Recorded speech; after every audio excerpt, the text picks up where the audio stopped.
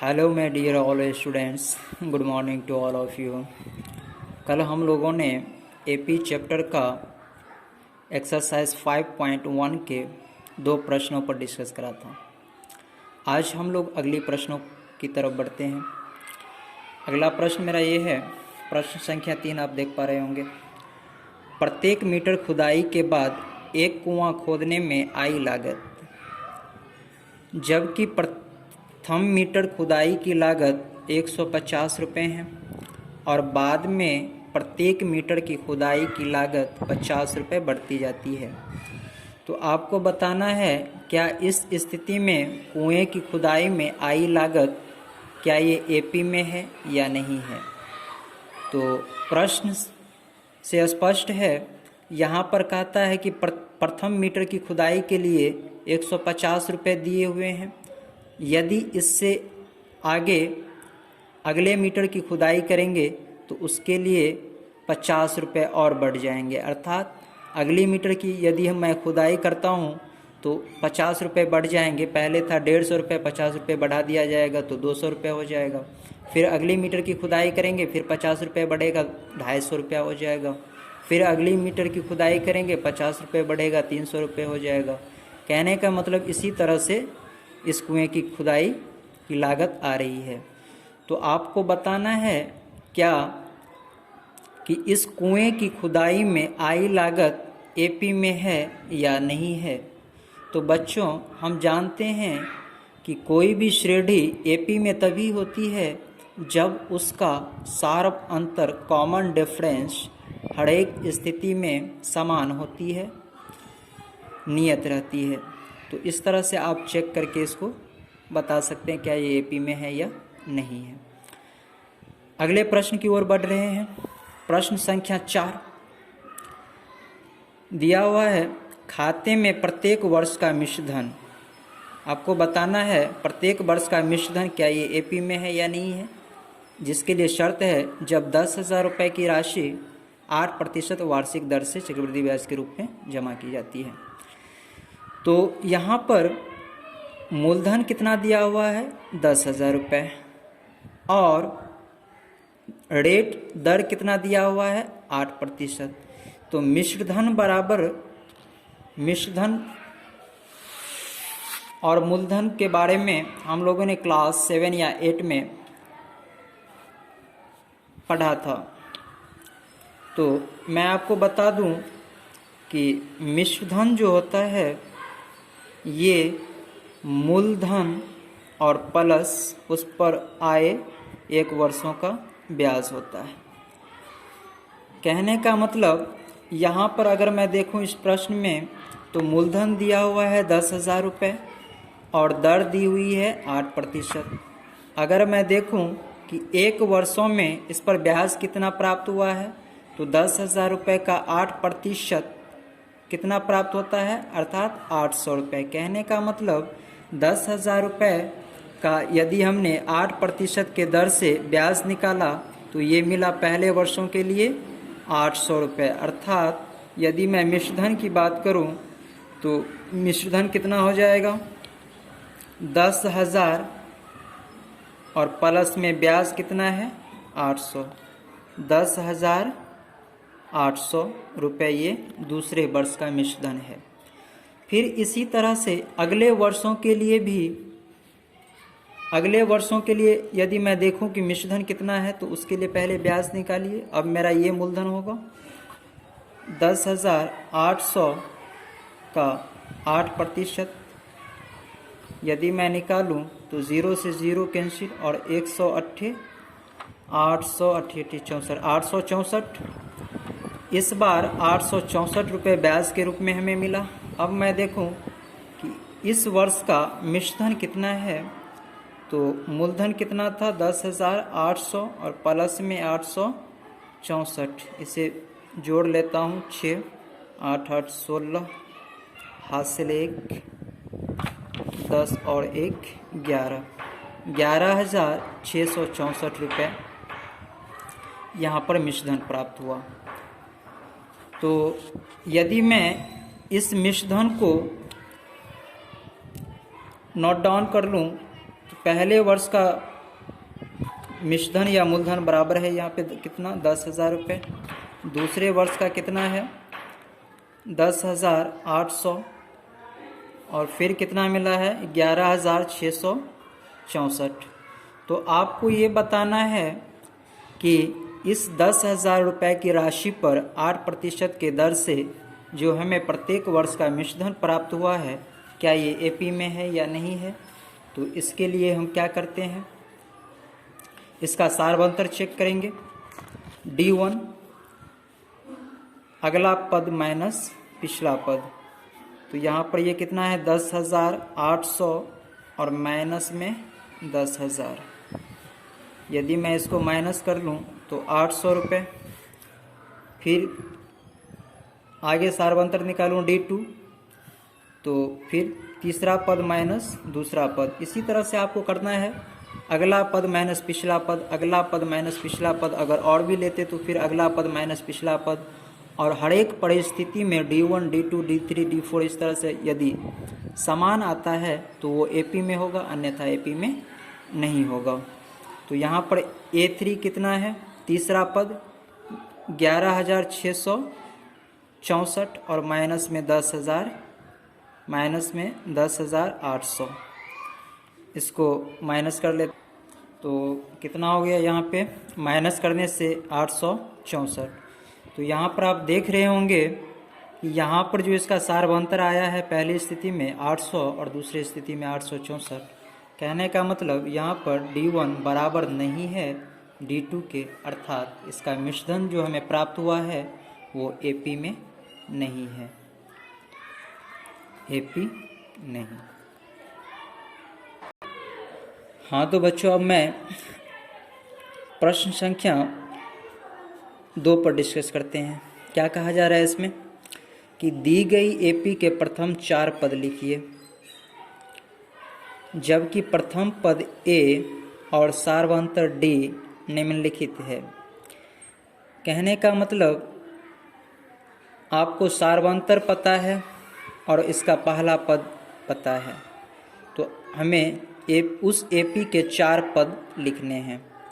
तो बच्चों, हम जानते हैं कि किसी भी एपी के पद लिखने के लिए, कोई भी पद लिखने के लिए या बताने के लिए हमें सबसे पहले उस एपी का प्रथम पद और उसका सारवंतर होना ज़रूरी है, जो कि यहाँ पर दिया हुआ है। तो यहाँ पर जैसे कि पहला पद ए बराबर 10 और दूसरा पद भी और यहाँ पर सारवंतर भी दिया हुआ है 10। तो पहला पद और सारवंतर की मदद से हमें इस एपी के 4 पद लिखने हैं। देखता हूँ, यहाँ पर पहला पद ए बराबर दिया हुआ है 10 और डी बराबर भी दिया हुआ है 10। A1, A2, A3 और A4 आपको 4 पद इस तरह से बताने हैं। तो A1 जो कि पहला पद ही होता है, जो हमें दिया ही हुआ है A बराबर में 10, और A2 को हम किस प्रकार से लिखते हैं, A प्लस D। तो A कितना दिया हुआ है यहाँ पर 10 और प्लस में D कितना दिया हुआ है, D भी दिया हुआ है 10। 10 और 10 20। दूसरा पद हमें मिल गया 20। और तीसरा पद को किस तरह से लिखते हैं, यहाँ पर 3 है तो यहाँ पर 2D। तो A का मान 10 और प्लस में ये 2 और D का मान 2 गुणे D का मान कितना 10। तो 10 और प्लस में 2 गुणे 10 20, अर्थात तीसरा पद कितना हमें प्राप्त हुआ 30। इसी तरह से चौथा पद A प्लस 3D। A का मान 10 और ये रहा 3 और D का मान 10। तो 10 प्लस 3 दहें 30 अर्थात 40। तो आप कह सकते हैं कि ये एपी के 4 पद क्रमशः 10, 20, 30, ये 40 उस एपी के 4 पद हैं ये। इसी तरह से आप नेक्स्ट क्वेश्चन को भी डील कर सकते हैं, ये आप खुद से कर सकते हैं। अगला प्रश्न है निम्नलिखित में से प्रत्येक एपी के लिए प्रथम पद तथा सार्वंतर लिखिए। इससे पहले के प्रश्न में प्रथम पद और सार्वंतर दिया हुआ था, जिससे हमने एपी प्राप्त किया, और यहाँ पर एपी दिया हुआ है और पहला पद और सार्वंतर ज्ञात करना है। तो यहाँ पर एपी दिया हुआ है 3, 1, -1, -3, और ये इसी तरह से आगे बढ़ रहा है। तो आपको बताना है इस एपी का पहला पद और सार्वंतर। तो पहला पद, शुरू में जो पद होते हैं वही मेरा पहला पद होता है, पहला पद कहलाता है, जिसे हम A1 या A से डिनोट करते हैं। तो यहाँ पर पहला पद कितना दिया हुआ है 3, और सार्वंतर D निकालने के लिए अगला पद माइनस पिछला पद कर लेते हैं, जिससे हमें सार्वंतर प्राप्त हो जाता है। तो दूसरा पद यहाँ पर कितना है, दूसरा पद और माइनस पहला पद, तो 1 -3 -2। अब इस तरह से आप छोटा छोटा क्वेश्चन है कर सकते हैं खुद से भी। अब हम क्वेश्चन नंबर 4 पर डिस्कस करने जा रहे हैं। क्वेश्चन नंबर 4 दिया हुआ है कि निम्नलिखित में से कौन एपी है। आपको बताना है कि नीचे जो प्रश्न दिए हुए हैं उनमें से कौन एपी है। यदि कोई एपी है तो इसका सार्वंतर ज्ञात कीजिए। निश्चित रूप से यदि कोई एपी होगा तो उसका सार्वंतर होगा, वो आपको पता करना है। और इनके 3 और पद लिखिए, और इससे आगे के 3 पद हमें बताने हैं। तो जितनी भी पद चाहे हम लिख सकते हैं, लेकिन उसके लिए हमें क्या होना चाहिए, तो उस एपी का प्रथम पद पता होना चाहिए, पहला पद पता होना चाहिए, एवं उस एपी का सार्वंतर पता होना चाहिए। तो यहाँ पर जैसे प्रश्न है, पहला प्रश्न पर ही मैं डिस्कस करूँगा। पहला प्रश्न है क्वेश्चन नंबर 4 का पहला 2, 4, 8, 16। ये प्रश्न देख पा रहे होंगे आप। आपको बताना है क्या ये एपी में है या नहीं है। तो इसके लिए आप सबसे पहले क्या करें, तो सार्वंतर चेक करें। अगर हर एक परिस्थिति में सार्वंतर अगर समान होगा तो ये एपी में निश्चित रूप से होगा ही। तो यहाँ पर मैं देखूँ सार्वंतर D1 बराबर दूसरा पद माइनस पहला पद। दूसरा पद कितना दिया हुआ है, 4 - 2 बराबर 2। D1 यहाँ पर पहली स्थिति में हमें कितना प्राप्त हुआ, 2। फिर मैं दोबारा सार्वंतर निकालता हूँ, अगला पद माइनस पिछला पद, अर्थात A3 - A2। तो A3 कितना दिया हुआ है यहाँ पर, 8 - 4। तो 8 में से 4 को माइनस करेंगे, कितना हो जाएगा, 4। इसी तरह से आप D3 निकालेंगे तो A4 - A3, अगला पद माइनस पिछला पद। तो A4 यहाँ पर दिया हुआ है 16, और माइनस में 8। 16 में से 8 को माइनस करेंगे, मिल गया कितना, प्राप्त हुआ 8। तो यहाँ पर आप देख पा रहे होंगे कि यहाँ पर सार्वंतर आया है 2, और यहाँ पर आया है 4, और यहाँ पर आया है 8। तो आप बता सकते हैं क्या ये एपी में है, एपी में नहीं है। तो यहाँ पर आप नीचे लिख सकते हैं, चूँकि सार्वंतर समान नहीं है, इसीलिए ये श्रेणी एपी में नहीं है। ठीक, इसी तरह से इसमें से आप इसमें बहुत सारे प्रश्न दिए हुए हैं, आप खुद से भी ट्राई कर सकते हैं घर पे। इसमें से मैं कुछ प्रश्नों पर डिस्कस करने जा रहा हूँ। वैसे देख लेता हूँ कुछ प्रश्न, जैसे क्वेश्चन नंबर 5 को ट्राई कर लेता हूँ। जैसे क्या है ये क्वेश्चन नंबर 5, देख पा रहे होंगे यहाँ पे आप, क्वेश्चन नंबर 5 है ये, 5। क्वेश्चन नंबर 5 दिया हुआ है 3, 3 + √2, 3 + 2√2, 3 + 3√2, 3 + 3√2। आपको बताना है क्या ये एपी में है या नहीं है। तो AP जांच करने के लिए सारवंतर पता करेंगे, D1 A2 माइनस A1। तो A2 यहाँ पर कितना दिया हुआ है 3 प्लस √2। अब माइनस करेंगे A1 को, A1 कितना है यहाँ पर मेरा 3। तो आप देख पा रहे होंगे 3 माइनस 3 0 हो जाएगा √2। तो यहाँ पर D1 कितना प्राप्त हुआ √2। ठीक उसी तरह से D1 पता करेंगे A3 माइनस A2। A3 कितना दिया हुआ है यहाँ पे 3 प्लस 2 √2 माइनस में A1 कितना दिया हुआ है, सॉरी A2 कितना दिया हुआ है 3 प्लस √2। इसको आप कैलकुलेट कर लीजिए थोड़ा। 3 plus 2 √2 minus 3 plus minus minus √2। तो 3 से 3 कैंसिल और 2 √2 में से अगर एक √2 को माइनस करेंगे तो एक ही √2 बचेगा यहाँ पे। यदि मैं D3 चेक करूँ तो A4 माइनस में A3, चौथा पद माइनस तीसरा पद। चौथा पद कितना दिया हुआ है यहाँ पे, चौथा पद कितना दिया हुआ है 3 प्लस 3 √2 और माइनस में 3 plus 2 √2। 3 plus 3 √2 minus 3 plus minus minus 2 √2। 3 से 3 कैंसिल है यहाँ पे। 3 √2 में से यदि मैं 2 √2 को माइनस कर लूँ, घटा लूँ, तो केवल एक ही √2 बचेगा। तो आप यहाँ पर देख पा रहे होंगे कि D1 कितना प्राप्त हुआ √2, D2 कितना प्राप्त हुआ √2, D3 कितना प्राप्त हुआ √2।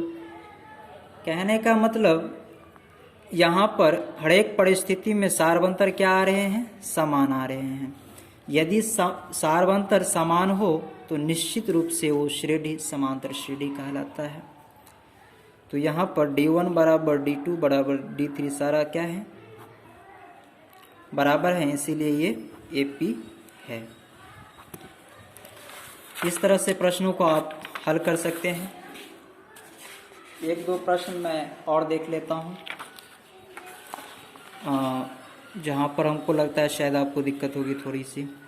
क्वेश्चन नंबर यहाँ पर 12 देखिए क्या दिया हुआ है। क्वेश्चन नंबर 12,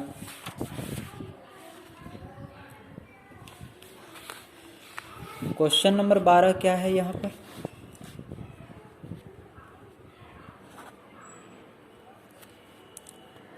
√2, √8, √18,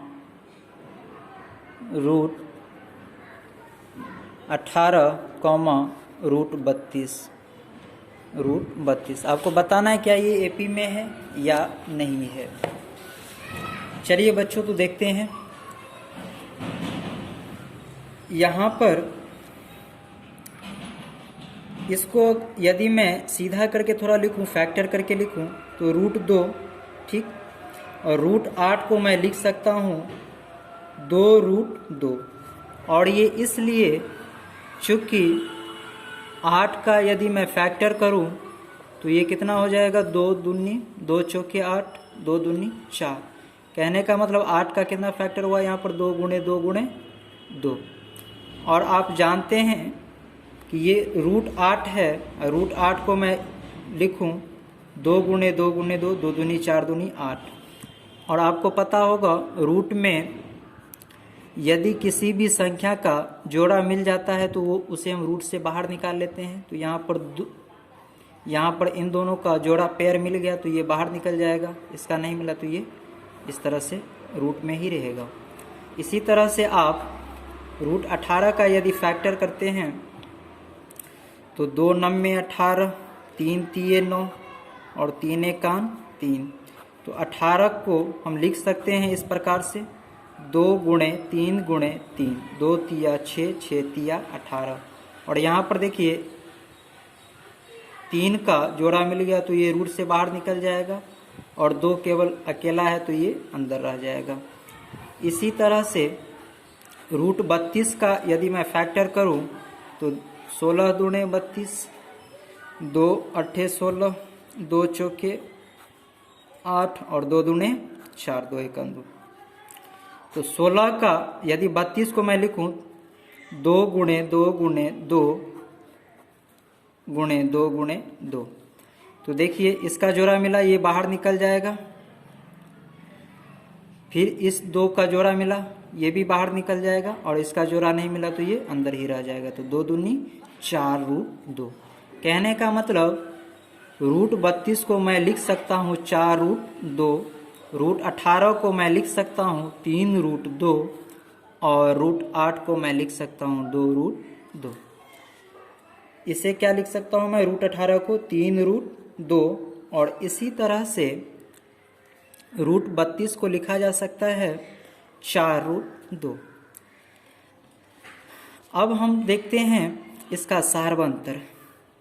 सारवंतर D1, दूसरा पद माइनस पहला पद, तो दूसरा पद दिया हुआ है 2 रूट 2 और माइनस में रूट 2। आप बताइए कि 2 रूट 2 में से 1 रूट 2 को हटा लेंगे तो केवल 1 ही रूट 2 बचेगा। D2 चेक करते हैं। अगला पद माइनस पिछला पद, तो अगला पद क्या है, ये 3 रूट 2 माइनस में 2 रूट 2। तो 3 रूट 2 में से 2 रूट 2 हट गया तो कितना बच गया, केवल 1 रूट 2। ठीक उसी तरह से D3 चेक कर लेता हूँ थोड़ा।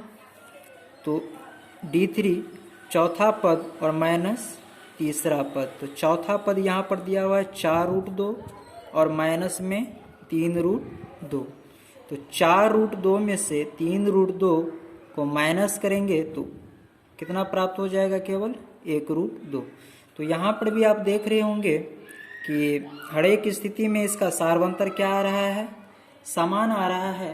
कहने का मतलब ये भी किस में है, AP में है। यदि सारवंतर हर एक स्थिति में समान हो तो वो AP में है। तो बच्चों इस तरह से आप इसमें अब जो भी प्रश्न बच गए हैं इस एक्सरसाइज का आप अपने घर पे ही प्रैक्टिस करें और उसे हल करने की कोशिश करें। यदि कहीं पर भी थोड़ी सी भी अगर कठिनाई महसूस हो तो आप मेरे व्हाट्सएप नंबर पर व्हाट्सएप कर सकते हैं और या तो फ़ोन करके भी आप डिस्कस कर सकते हैं, पूछ सकते हैं। तो आज के लिए बस इतना ही। बहुत बहुत धन्यवाद।